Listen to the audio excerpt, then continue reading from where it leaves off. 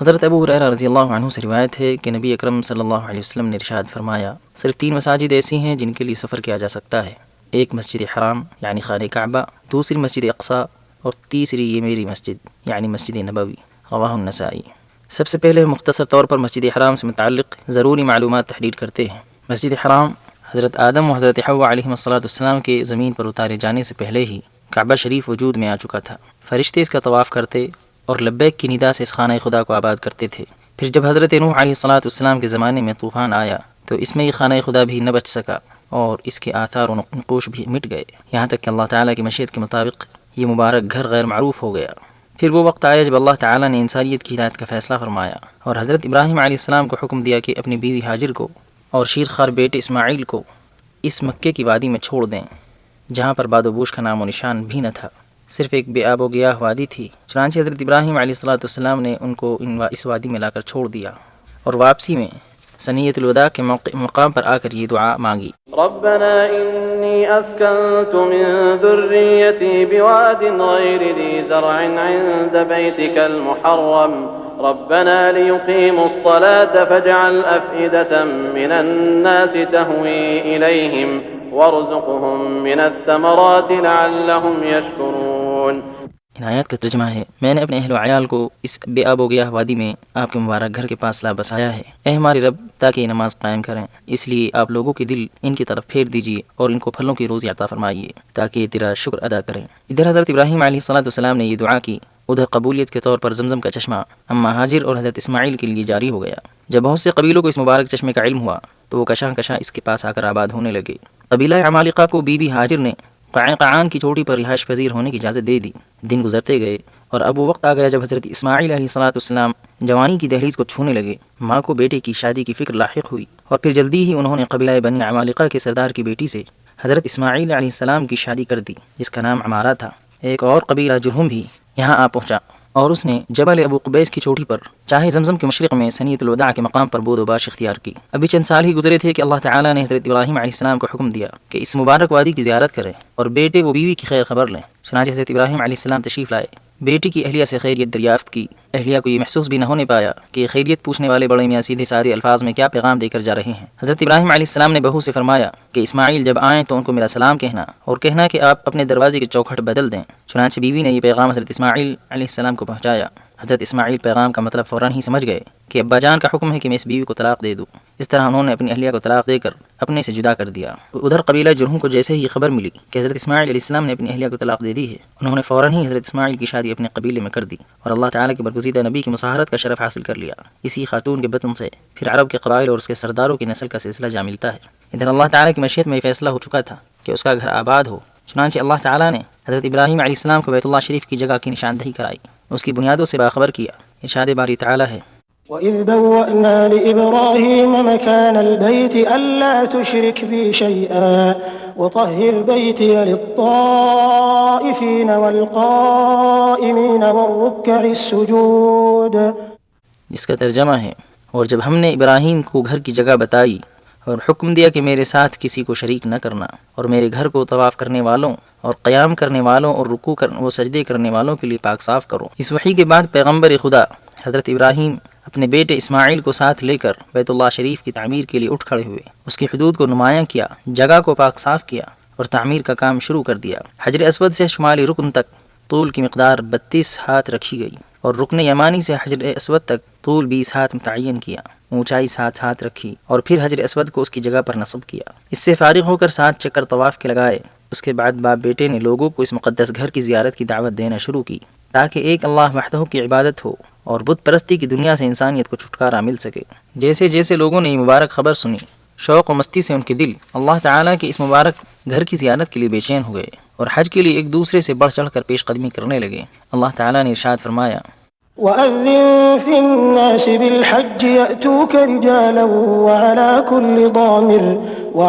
كُلِّ ضَامِرٍ يَأْتِينَ مِن كُلِّ فَجٍّ عَمِيقٍ، اور لوگوں میں حج کا اعلان کرو کہ تمہاری طرف پیدل اور دبلے پتلے اونٹوں پر جو دور دراز سے چلے آتے ہوں سوار ہو کر چلے آئیں۔ اس مبارک گھر کی تولیت کی ذمہ داری تا حیات حضرت اسماعیل علیہ السلام نے نبھائی۔ پھر ان کی وفات کے بعد اس کی تولیت کی ذمہ داری قبیلہ جرہم نے اپنے کاندھوں پر لی۔ یہاں تک کہ تیسری صدی عیسوی میں جب یمن میں قوم سبا کی سد معارب کا سیلاب آیا تو یہ خانہ خدا تہس نہس ہو گیا۔ قبیلہ اسد و خزاعہ بھی شمال کی طرف ہجرت کرنے پر مجبور ہو گئے۔ قبیلہ خزاعہ نے مکے آ کر قبیلہ جرہم پر غلبہ حاصل کر کے ان کو مکے سے بھگا دیا۔ عمرو بن لحی نامی ایک شخص نے اللہ تعالیٰ کی دین حنیف کو بت پرستی سے بدل دیا۔ حاجیوں پر بتوں کے لیے قربانی فرض کی۔ طواف بیت اللہ کے ارد گرد تالی بجانے اور سیٹی بجانے کا نام رہ گیا تھا۔ ایک زمانے تک یہی حال چلتا رہا، یہاں تک کہ قصی بن کلاب بن مرہ طواف کے لیے آئے۔ یہ نبی اللہ حضرت اسماعیل کی نسل میں سے تھے۔ یہ 5ویں صدی عیسوی کی 5ویں دہائی کا واقعہ ہے۔ ان کو مکہ مکرمہ کے امور اور اس کی سرداری نصیب ہو گئی، جن سے پھر قریش کے عہد کا سلسلہ شروع ہوا اور قبیلہ قریش کی شاخیں مکہ مکرمہ کی وادیوں میں پھیلتی گئیں۔ ان کے کچی اینٹوں و پتھروں سے بنے گھروں میں شعر و شاعری کا چرچا عام ہو گیا۔ کعبے کے آس پاس کی جگہوں کو قصی نے بیت اللہ کے لیے خاص کر دیا۔ یہ صحن کعبہ کے بقدر علاقہ تھا۔ دارالندوہ کی تعمیر کی، جس میں میٹنگ و مشورے کے لیے لوگ جمع ہوتے تھے۔ بیت اللہ کی متصل جگہ کو چھوڑ کر پھر عام اجازت تھی کہ لوگ رہائشی مکانات بنا سکتے ہیں۔ حجاج اکرام کو پانی پلانا بڑے عزت و شرف کا مقام تھا۔ اسی کے ساتھ یہ کام بڑا مشکل بھی، اس لیے کہ اس وقت مکے کی وادی میں پانی کی شدید قلت تھی۔ جرہم نے جب سے چاہے زمزم کو دفن کر دیا تھا، اس وقت سے اب تک اس کا انکشاف نہ ہو سکا تھا۔ ادھر حجاج اکرام کی تعداد میں اضافہ اور مکہ مکرمہ کی اقتصادی حالت کے فروغ کی وجہ سے پانی کی قلت ایک اہم مسئلہ بن گئی، اور قصی کے بعد ہر سردار مکہ کو پانی کی قلت کا مسئلہ پریشان کی رہتا تھا، یہاں تک کہ وہ وقت آیا جب عبد المطلب کے حصے میں سرداری آئی۔ چاہے زمزم کے متعلق معلومات و روایات معروف تھی ہی، اس لیے اب عبد المطلب نے اس کی تلاش شروع کی۔ اسی اثنا میں عبد المطلب نے خواب دیکھا کہ کوئی پکارنے والا ان کو چاہے زمزم کی نشاندہی کے لیے پکارتا ہے اور مکان معین کو کھودنے کے لیے کہتا ہے۔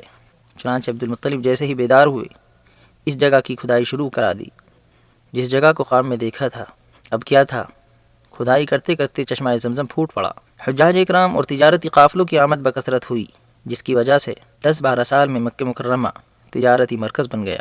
جنوب میں یمن و حبشے کے آنے جانے والے قافلے یہاں سے ہو کر گزرتے۔ اسی طرح شمال میں روم و فارس کے تجارتی قافلوں کی یہی گزرگاہ تھی۔ یہی نہیں بلکہ مشرق میں ہندوستان سے تجارتی روابط شروع ہوئے تو مغربی سمت میں مصر و افریقہ کے ملکوں سے تجارتی لین دین کے معاملات مستحکم ہو گئے۔ گویا یہ تمہید تھی اشرف الانبیاء خاتم الرسل سیدنا محمد رسول اللہ صلی اللہ علیہ وسلم کے استقبال کی۔ سرور دو عالم صلی اللہ علیہ وسلم عام الفیل 571 میلادی میں اس دنیا میں جلوہ افروز ہوئے۔ مکہ مکرمہ کی پربہار فضاؤں میں آپ صلی اللہ علیہ وسلم کی نشوونما ہوئی، لوگوں سے آپ شناسا ہوئے اور لوگ آپ صلی اللہ علیہ وسلم سے متعارف ہوئے۔ آپ صلی اللہ علیہ وسلم اپنی شرافت و نیک طبیعت کی وجہ سے لوگوں کے محبوب بن گئے، امانت دار کہلائے۔ آپ صلی اللہ علیہ وسلم نے حضرت خدیجہ رضی اللہ عنہا سے شادی فرمائی۔ ابھی چند سال ہی گزرے تھے کہ توحید و رسالت کی امانت سے آپ کو سرفراز کیا گیا اور غار حرا سے نور توحید اور ملت اسلامیہ کی روشن تاریخ کا آغاز ہوا۔ غار حرا میں سب سے پہلی وحی نازل ہوئی۔ بسم اللہ الرحمن الرحیم۔ اللہ تعالیٰ نے ارشاد فرمایا، اقرأ باسم ربك الذي خلق خلق الإنسان من علق اقرأ وربك الأكرم الذي علم بالقلم علم الإنسان ما لم يعلم۔ پڑھیے اپنے اس رب کے نام سے جس نے پیدا کیا انسان کو خون کے لوتھڑے سے۔ پڑھیے اور تمہارا رب بڑا کریم ہے جس نے قلم سے سکھایا انسان کو وہ سکھایا جو وہ نہیں جانتا تھا۔ وہ سب سے پہلی وحی تھی جو رسول اللہ صلی اللہ علیہ وسلم پر نازل ہوئی اور جس کی روشنی مکے کی وادی سے نکل کر چہاردانگ عالم میں پہنچی۔ یہ دعوت اسلام 13 سال تک مکہ مکرمہ ہی میں رہی، جہاں صاحب دعوت و فخر رسول صلی اللہ علیہ وسلم کو حقد و حسد، ایذا و تکلیف کا شدید سامنا کرنا پڑا۔ آپ صلی اللہ علیہ وسلم کے خلاف قتل کی سازشیں بنائی گئیں۔ اس پر ہی بس نہیں بلکہ آپ کے ساتھ آپ کے خاندان اور صحابہ کرام کا 3 سالہ بائیکاٹ کیا۔ بالآخر حضور صلی اللہ علیہ وسلم کو ہجرت کی دعوت دے دی گئی۔ اب کیا تھا، کفار کو جیسے ہی اندازہ ہوا کہ اب محمد صلی اللہ علیہ وسلم مکہ چھوڑنے والے ہیں، سب کے سب مشرکین اکٹھا ہوئے اور سرور دو عالم صلی اللہ علیہ وسلم کے گھر کا محاصرہ کر لیا۔ ادھر یہ مکر و فریب کا جال بچھا رہے تھے، ادھر اللہ تعالیٰ نے ان کے فریب کاری کی ناکامی کا فیصلہ فرما لیا تھا۔ چنانچہ رسول اللہ صلی اللہ علیہ وسلم معجزانہ طور پر سورہ یاسین کی آیت وَجَعَلْنَا مِن بَيْنِ أَيْدِيهِمْ سَدًّا وَمِنْ خَلْفِهِمْ سَدًّا فَأَغْشَيْنَاهُمْ فَهُمْ لَا يُبْصِرُونَ پڑھتے ہوئے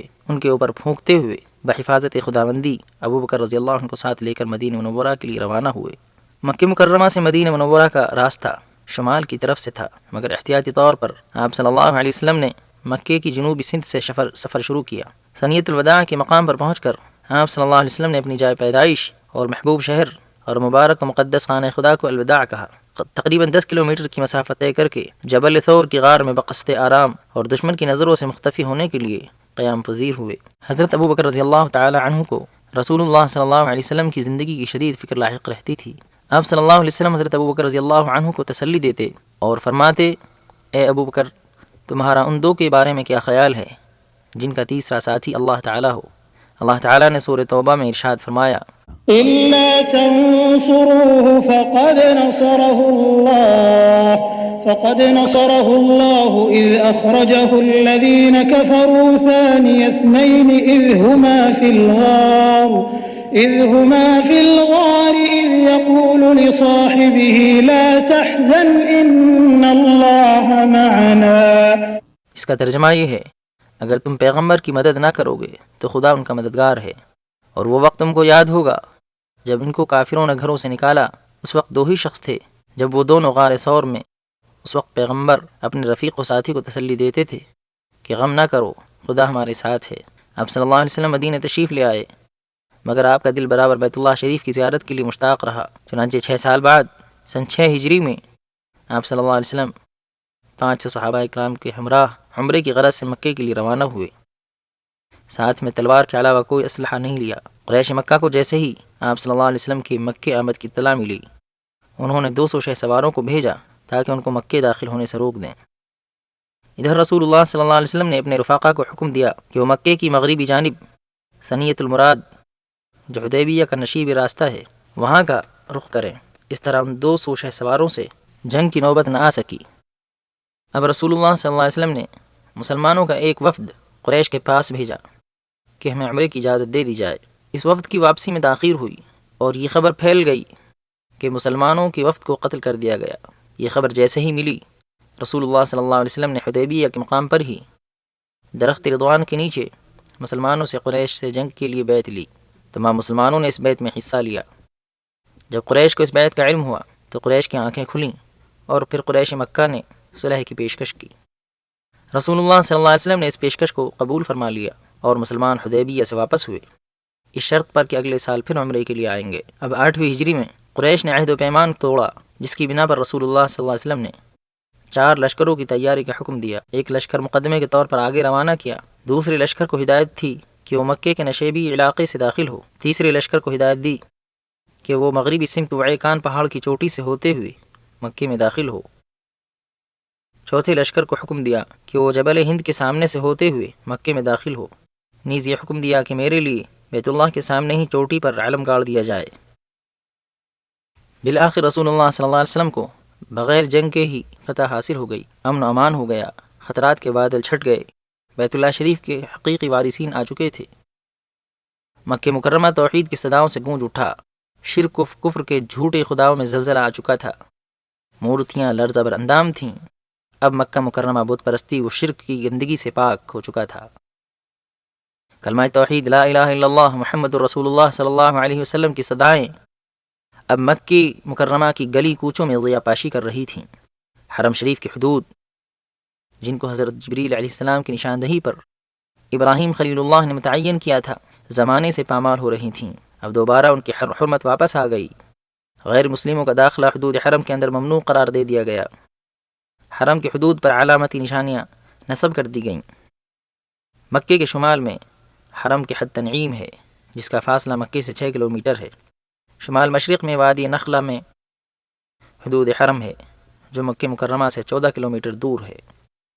مکے کے جنوب میں ایک جگہ اضا ہے، یہاں پر حرم شریف کی حد ختم ہوتی ہے، اس کا فاصلہ مکے سے 12 کلومیٹر ہے۔ مغربی سمت میں حرم کی حد شمیسی کے مقام پر ہے، جہاں سے مکے کی مسافت 15 کلومیٹر ہے۔ مکہ مکرمہ کا ذکر قرآن پاک میں کئی ناموں سے آیا ہے۔ مکہ مکرمہ کے نام، مکے کے ناموں میں سے ایک نام البلد الحرام ہے، جیسا کہ سورہ نمل آیت نمبر 91 میں وارد ہوا ہے۔ اعوذ باللہ من الشیطان الرجیم